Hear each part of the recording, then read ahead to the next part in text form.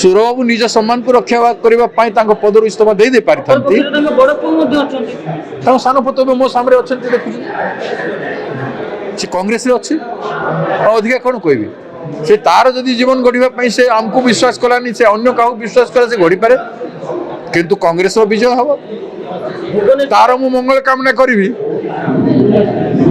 ତାଙ୍କ ବାପାଙ୍କର ବନ୍ଧୁ ହିସାବରେ, କିନ୍ତୁ ମୋ ପାର୍ଟିର ବିଜୟ କାମନା। 2024 ନିର୍ବାଚନ ଓଡ଼ିଶାରେ ଜନଜାଗରଣର ଏବଂ ଗଣତନ୍ତ୍ରର ନିର୍ବାଚନ ପ୍ରଣାଳୀର ସମ୍ମାନର ନିର୍ବାଚନ ହେବ। ବର୍ଷ କଂଗ୍ରେସ ସେୟା କରେ, ଭୋଟରକୁ ସମ୍ମାନ, ଭୋଟର ମର୍ଯ୍ୟାଦାକୁ ସମ୍ମାନ, ଭୋଟର ପାଇଁ ହିଁ, ଜନସାଧାରଣଙ୍କ ପାଇଁ ହିଁ ସରକାର ହେବ।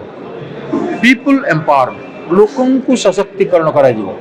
ପିପୁଲ୍ ଉଡ୍ ବି ଏମ୍ପାୱାର୍ଡ ପ୍ରପରଲି, ଲୋକଙ୍କୁ ବାସ୍ତବରେ ସଶକ୍ତିକରଣ କରାଯିବ।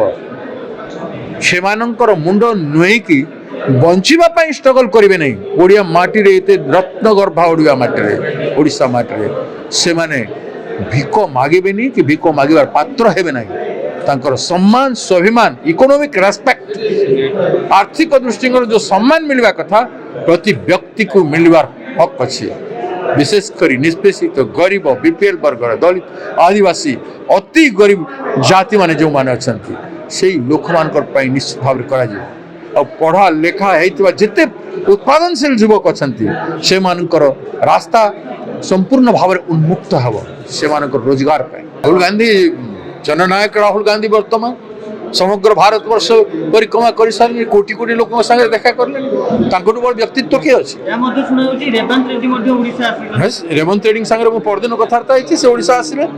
ଓଡ଼ିଶାର 3-4ଟା ଜିଲ୍ଲାରେ ସେ ପରିକ୍ରମା କରିବେ, ଭୁବନେଶ୍ୱରକୁ ବି ଆସିବେ। ସେ ଇସ୍ତଫା ଦିଅନ୍ତୁ ନ ଦିଅନ୍ତୁ, ହାଡ଼େ ହାଡ଼େ ସୁରବାବୁଙ୍କର ହାଡ଼େ ହାଡ଼େ କଂଗ୍ରେସ ଅଛି। ତାଙ୍କର ଯଦି କିଛି ଅସୁରକ୍ଷିତ ଫିଲ୍ କରିଥିବେ କିମ୍ବା ତାଙ୍କ ପୁଅ ଯଦି ଜିଦ୍ଦି କରିଥିବେ ବୋଲେ ତାର ବ୍ୟକ୍ତିଗତ ସ୍ୱାଧୀନତା ଅଛି। ସୁରବାବୁ ନିଜ ସମ୍ମାନକୁ ରକ୍ଷା କରିବା ପାଇଁ ତାଙ୍କ ପଦରୁ ଇସ୍ତଫା ଦେଇ ପାରିଥାନ୍ତି। ତାଙ୍କ ସାନ ପୁଅ ଏବେ ମୋ ସାମ୍ନାରେ ଅଛନ୍ତି, ଦେଖୁଛନ୍ତି। ସେ କଂଗ୍ରେସରେ ଅଛି, ଆଉ ଅଧିକା କ'ଣ କହିବି? ସେ ତାର ଯଦି ଜୀବନ ଗଢ଼ିବା ପାଇଁ ସେ ଆମକୁ ବିଶ୍ୱାସ କଲାନି, ସେ ଅନ୍ୟ କାହାକୁ ବିଶ୍ୱାସ କଲା, ସେ ଗଢ଼ିପାରେ। କିନ୍ତୁ କଂଗ୍ରେସର ବିଜୟ ହେବ, ତାର ମୁଁ ମଙ୍ଗଳ କାମନା କରିବି ତାଙ୍କ ବାପାଙ୍କର ବନ୍ଧୁ ହିସାବରେ, କିନ୍ତୁ ମୋ ପାର୍ଟିର ବିଜୟ କାମନା।